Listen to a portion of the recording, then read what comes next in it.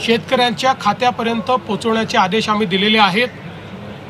आत्ता जो काही निधी गेलेला आहे हा वेगवेगळ्या जिल्ह्यांमध्ये वेगवेगळ्या पद्धतीने गेलेला आहे। काही ठिकाणी तो पार्शल गेलेला आहे। याचं कारण आम्ही एक निर्णय घेतला होता की जशा याद्या येतील तशी मान्यता द्यायची, सगळ्या याद्यांकरता थांबायचं नाही।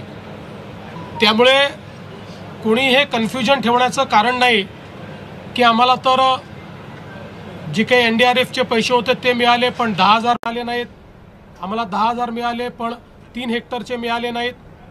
ज्यांना 2 हेक्टरचे पैसे मिळाले आता त्यांच्या खात्यात 3ऱ्या हेक्टरचे पैसेही आपण टाकतोय जर ते 3 हेक्टरवाले असतील तर। त्यामुळे माझा अंदाज असा आहे की पुढच्या 15 ते 20 दिवसांमध्ये पूर्णपणे शेतकऱ्यांच्या खात्यामध्ये हे पैसे जातील। 90% आम्ही शेतकरी हे पुढच्या 15 ते 20 दिवसात कव्हर करायचा प्रयत्न करू। 10% तरी देखील लागतील, कारण काहींच्या अकाउंट्समध्ये प्रॉब्लेम आहेत, काहींच्या रेकॉर्ड्समध्ये प्रॉब्लेम आहेत, काही ठिकाणी मल्टिपल होल्डिंग आहे, तेही सॉल्व करण्याचा प्रयत्न चाललेला आहे। आता याच्यामध्ये निधीची कुठलीही कमतरता उरलेली नाही। फक्त आपण एक समजून घेतलं पाहिजे की याची प्रोसेस आहे, त्या प्रोसेसमध्ये 2 वेळा याद्या व्हॅलिडेट कराव्या लागतात। कारण जसं कोणी पात्र सुटू नये तसंच कोणी अपात्र किंवा जो एलिजिबल नाही त्याच्या खात्यामध्ये पैसे जाऊ नये याकरता याच्यात मोठ्या प्रमाणात आपल्याला त्याचं रिव्हॅलिडेशन करावं लागतं। एक सुदैवाने ॲग्रीस्टॅकचा डेटा असल्यामुळे ॲग्रीस्टॅकचे जे अकाउंट होल्डर आहेत या कोणाचंही आम्ही ई-KYC करत नाही आहे, अन्यथा ई-KYCलाच 1 महिना लागला असता।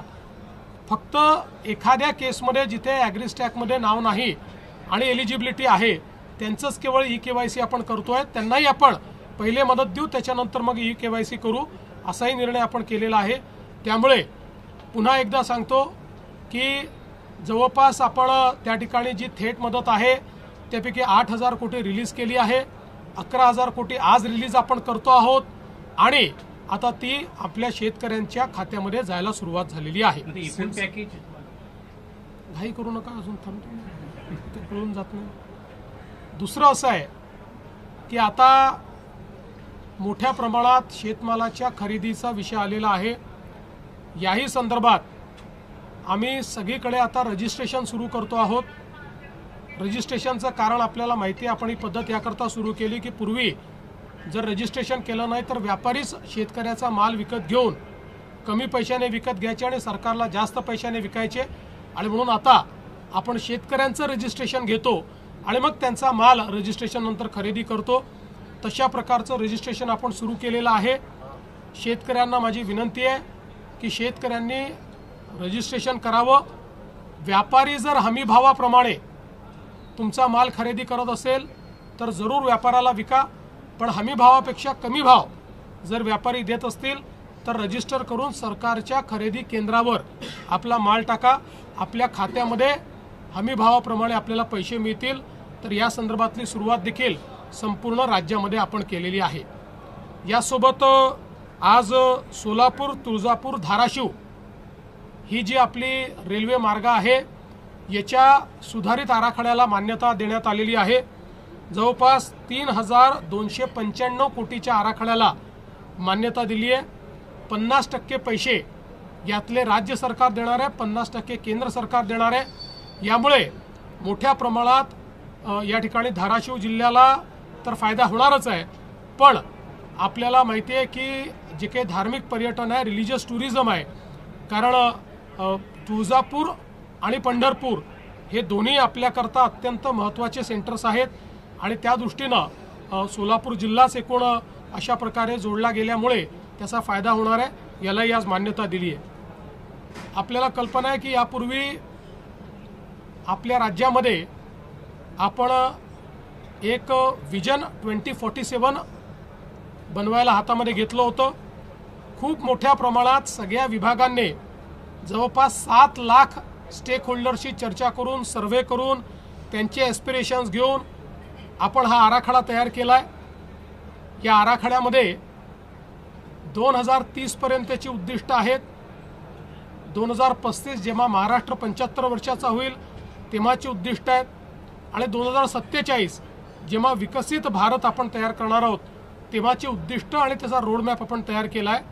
आज या विकसित महाराष्ट्र 2047 हे जे आपलं डॉक्युमेंट आहे, हा जो आपला प्लॅन आहे, याला मंत्रिमंडळाने मान्यता दिली आहे आणि आता लवकरच हा प्रकाशित केला जाईल. शेतकऱ्यांचे एकूण मदती पॅकेज जाहीर केलं जाईल, त्यापैकी किती टक्के अंमलबजावणी इम्प्लिमेंटेशन करायचं? असं आहे की जे थेट शेतकऱ्यांच्या खात्यात जाणार आहे ते जवळपास 21,000 कोटी रुपयाचं पॅकेज आहे.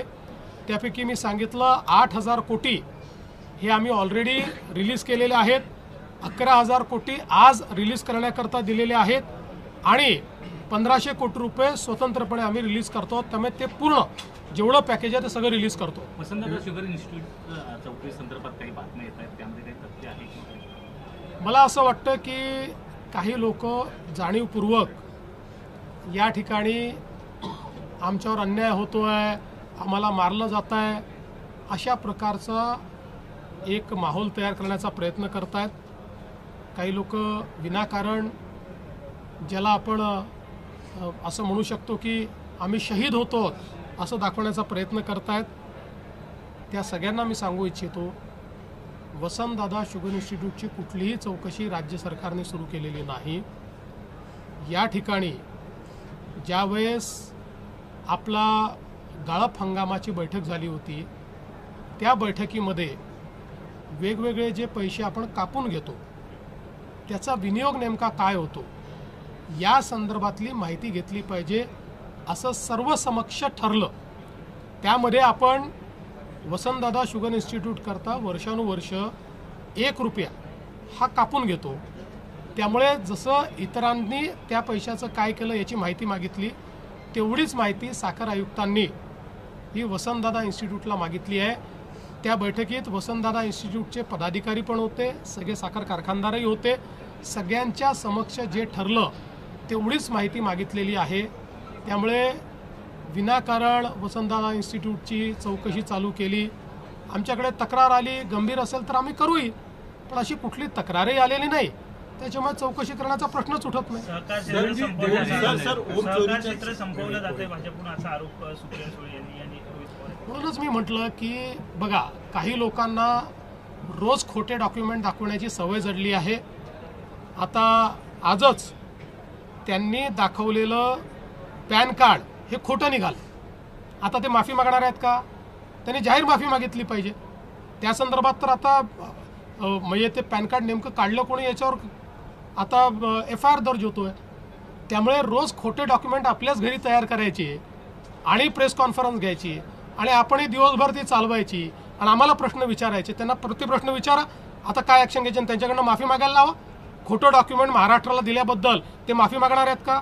त्यांना मागायला लावा माफी.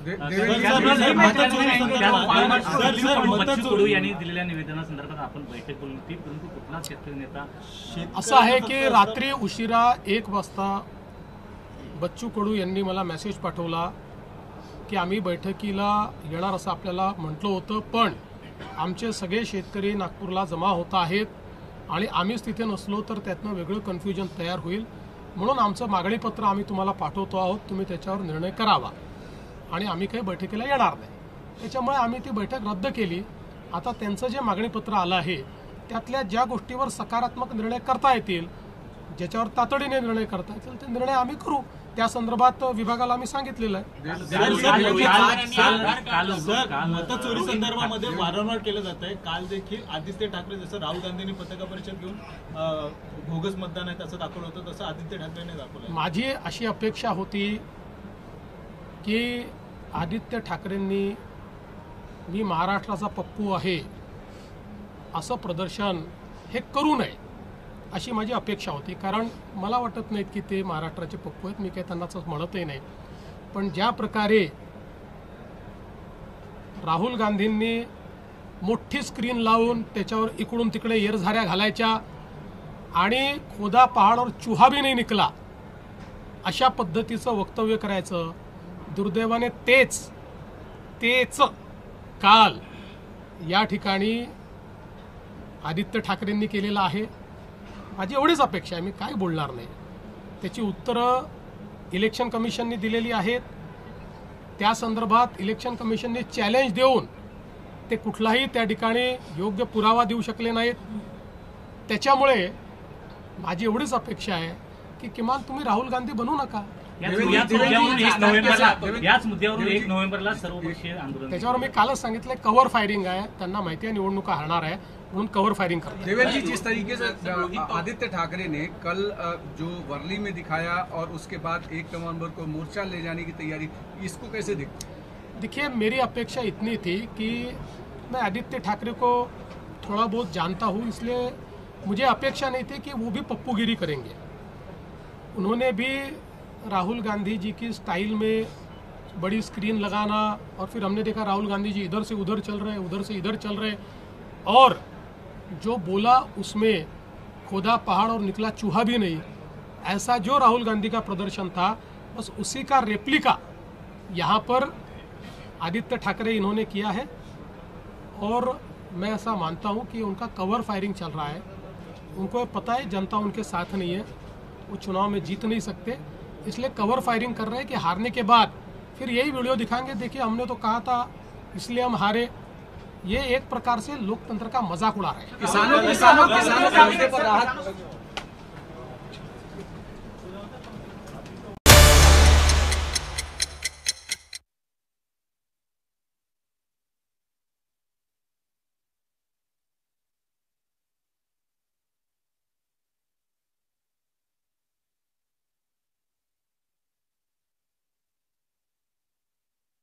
आहेत. आज मंत्रिमंडळाच्या बैठकीत अजून 11,000 कोटी रुपये रिलीज करण्याला मान्यता देण्यात आली. कारण हे बजेटमधले पैसे नसल्यामुळे याला विशेष बाब म्हणून मान्यता देण्यात आली. आता हेही पैसे पुढच्या 15 दिवसामध्ये शेतकऱ्यांच्या खात्यापर्यंत पोहोचवण्याचे आदेश आम्ही दिलेले आहेत. आत्ता जो काही निधी गेलेला आहे हा वेगवेगळ्या जिल्ह्यांमध्ये वेगवेगळ्या पद्धतीने गेलेला आहे. काही ठिकाणी तो पार्शल गेलेला आहे. याचं कारण आम्ही एक निर्णय घेतला होता की जशा याद्या येतील तशी मान्यता द्यायची, सगळ्या याद्यांकरता थांबायचं नाही. त्यामुळे कोणी हे कन्फ्युजन ठेवण्याचं कारण नाही की आम्हाला तर जे काही NDRFचे पैसे होते ते मिळाले पण 10,000 मिळाले नाहीत, आम्हाला 10,000 मिळाले पण 3 हेक्टरचे मिळाले नाहीत. ज्यांना 2 हेक्टरचे पैसे मिळाले आता त्यांच्या खात्यात 3ऱ्या हेक्टरचे पैसेही आपण टाकतोय जर ते 3 हेक्टरवाले असतील तर. त्यामुळे माझा अंदाज असा आहे की पुढच्या 15 ते 20 दिवसांमध्ये पूर्णपणे शेतकऱ्यांच्या खात्यामध्ये हे पैसे जातील. 90% आम्ही शेतकरी हे पुढच्या 15 ते 20 दिवसात कव्हर करायचा प्रयत्न करू.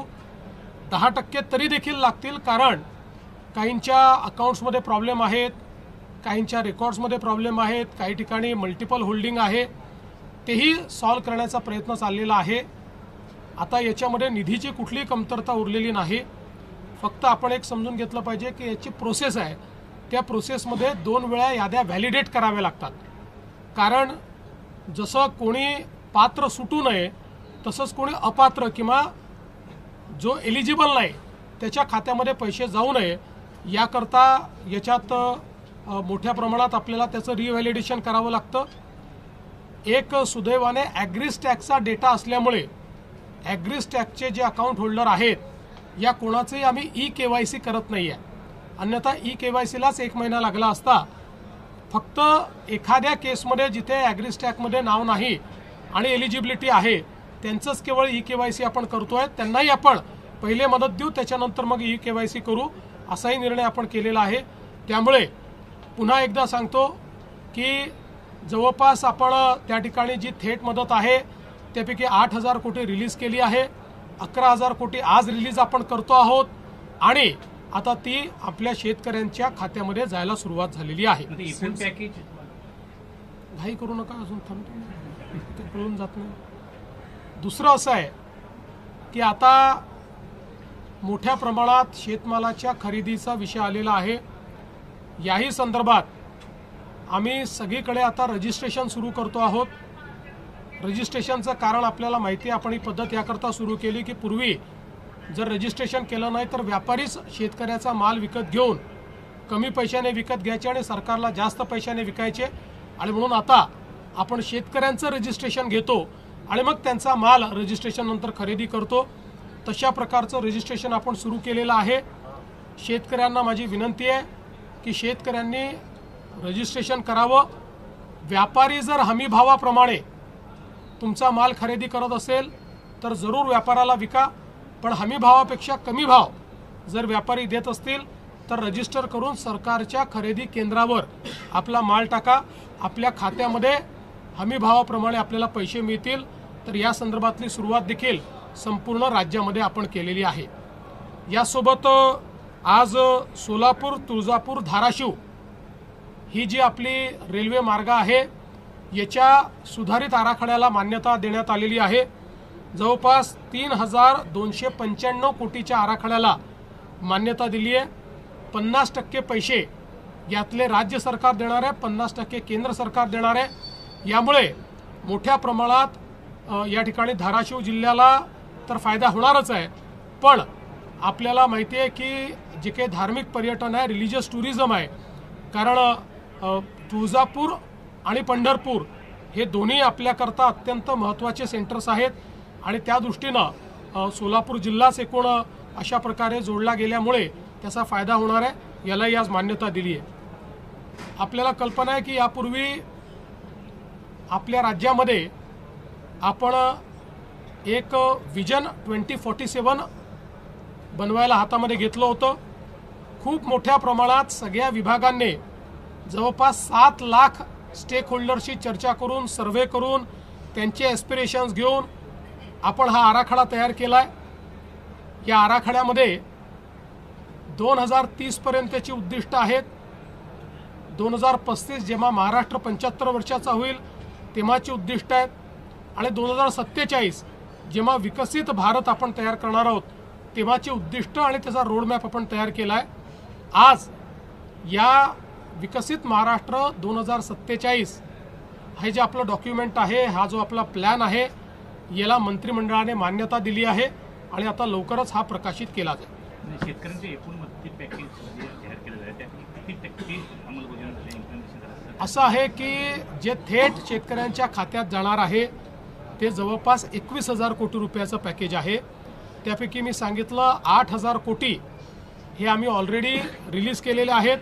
11,000 कोटी आज रिलीज करण्याकरता दिलेले आहेत आणि 1,500 कोटी रुपये स्वतंत्रपणे आम्ही रिलीज करतो. त्यामुळे ते पूर्ण जेवढं पॅकेज आहे ते सगळं रिलीज करतो. वसंतदादा शुगर इन्स्टिट्यूट चौकशी संदर्भात काही बातम्या येत आहेत, त्यामध्ये काही तथ्य आहे की? मला असं वाटतं की काही लोक जाणीवपूर्वक या ठिकाणी आमच्यावर अन्याय होतो आहे, आम्हाला मारलं जात आहे, अशा प्रकारचा एक माहोल तयार करण्याचा प्रयत्न करत आहेत. काही लोक विनाकारण ज्याला आपण असं म्हणू शकतो की आम्ही शहीद होतो असं दाखवण्याचा प्रयत्न करत आहेत. त्या सगळ्यांना मी सांगू इच्छितो, वसंतदादा शुगर इन्स्टिट्यूटची कुठलीही चौकशी राज्य सरकारने सुरू केलेली नाही. या ठिकाणी ज्यावेळेस आपला गाळप हंगामाची बैठक झाली होती त्या बैठकीमध्ये वेगवेगळे जे पैसे आपण कापून घेतो त्याचा विनियोग नेमका काय होतो या संदर्भातली माहिती घेतली पाहिजे असं सर्वसमक्ष ठरलं. त्यामध्ये आपण वसंतदादा शुगर इन्स्टिट्यूट करता वर्षानुवर्ष 1 रुपया हा कापून घेतो. त्यामुळे जसं इतरांनी त्या पैशाचं काय केलं याची माहिती मागितली तेवढीच माहिती साखर आयुक्तांनी ही वसंतदादा इन्स्टिट्यूटला मागितली आहे. त्या बैठकीत वसंतदादा इन्स्टिट्यूटचे पदाधिकारी पण होते, सगळे साखर कारखानदारही होते. सगळ्यांच्या समक्ष जे ठरलं तेवढीच माहिती मागितलेली आहे. त्यामुळे विनाकारण वसंतदादा इन्स्टिट्यूटची चौकशी चालू केली. आमच्याकडे तक्रार आली, गंभीर असेल तर आम्ही करूही, पण अशी कुठली तक्रारही आलेली नाही. त्याच्यामुळे चौकशी करण्याचा प्रश्नच उठत नाही. सहकार क्षेत्र संपवलं जाते भाजपकडून असा आरोप सुप्रिया सुळे यांनी आणि रोहित पवार. म्हणूनच मी म्हटलं की बघा, काही लोकांना रोज खोटे डॉक्युमेंट दाखवण्याची सवय जडली आहे. आता आजच त्यांनी दाखवलेलं पॅन कार्ड हे खोटं निघालं. आता ते माफी मागणार आहेत का? त्यांनी जाहीर माफी मागितली पाहिजे.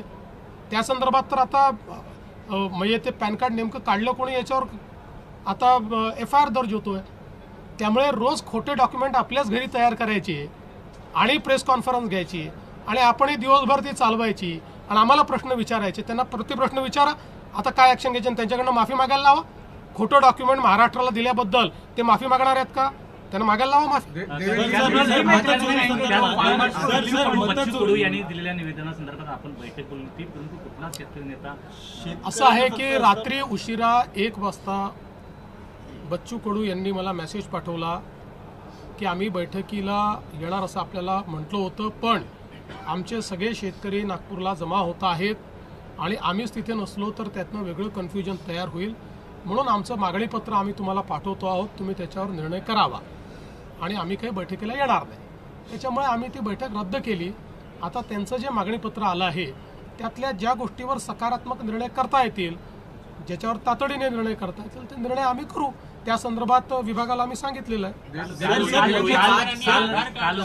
मतचोरी संदर्भामध्ये वारंवार केलं जात आहे. काल देखील आदित्य ठाकरे जसं राहुल गांधींनी पत्रकार परिषद घेऊन बोगस मतदान आहे असं दाखवलं होतं, तसं आदित्य ठाकरेंनी दाखवलं. माझी अशी अपेक्षा होती की आदित्य ठाकरेंनी मी महाराष्ट्राचा पप्पू आहे असं प्रदर्शन हे करू नये अशी माझी अपेक्षा होती. कारण मला वाटत नाहीत की ते महाराष्ट्राचे पप्पू आहेत, मी काही त्यांना म्हणतही नाही. पण ज्या प्रकारे राहुल गांधींनी मोठी स्क्रीन लावून त्याच्यावर इकडून तिकडे येरझाऱ्या घालायच्या आणि खोदा पहाडवर चुहा भी नाही निकला अशा पद्धतीचं वक्तव्य करायचं, दुर्दैवाने तेच काल या ठिकाणी आदित्य ठाकरेंनी केलेलं आहे. माझी एवढीच अपेक्षा आहे, मी काय बोलणार नाही. त्याची उत्तरं इलेक्शन कमिशनने दिलेली आहेत. त्या संदर्भात इलेक्शन कमिशनने चॅलेंज देऊन ते कुठलाही त्या ठिकाणी योग्य पुरावा देऊ शकले नाहीत. त्याच्यामुळे माझी एवढीच अपेक्षा आहे की किमान तुम्ही राहुल गांधी बनू नका. याच मुद्द्यावरून 1 नोव्हेंबरला सर्वपक्षीय आंदोलन, त्याच्यावर मी कालच सांगितलंय कव्हर फायरिंग आहे. त्यांना माहिती आहे निवडणुका हरणार आहे म्हणून कवर फायरिंग करते. देवेंद्र जी, जिस तरीके से आदित्य ठाकरे ने कल जो वर्ली में दिखाया और उसके बाद 1 नवंबर को मोर्चा ले जाने की तैयारी, इसको कैसे देखिए, मेरी अपेक्षा इतनी थी कि मैं आदित्य ठाकरे को थोड़ा बहुत जानता हूँ, इसलिए मुझे अपेक्षा नहीं थी कि वो भी पप्पूगिरी करेंगे. उन्होंने भी राहुल गांधी जी की स्टाइल में बड़ी स्क्रीन लगाना और फिर हमने देखा राहुल गांधी जी इधर से उधर चल रहे, उधर से इधर चल रहे और जो बोला उसमें खोदा पहाड़ और निकला चूहा भी नहीं, ऐसा जो राहुल गांधी का प्रदर्शन था बस उसी का रेप्लिका यहाँ पर आदित्य ठाकरे इन्होंने किया है. और मैं ऐसा मानता हूँ कि उनका कवर फायरिंग चल रहा है. उनको पता है जनता उनके साथ नहीं है, वो चुनाव में जीत नहीं सकते, इसलिए कवर फायरिंग कर रहे हैं कि हारने के बाद फिर यही वीडियो दिखाएंगे, देखिए हमने तो कहा था इसलिए हम हारे. ये एक प्रकार से लोकतंत्र का मजाक उड़ा रहे हैं. किसानों के मुद्दे पर राहत.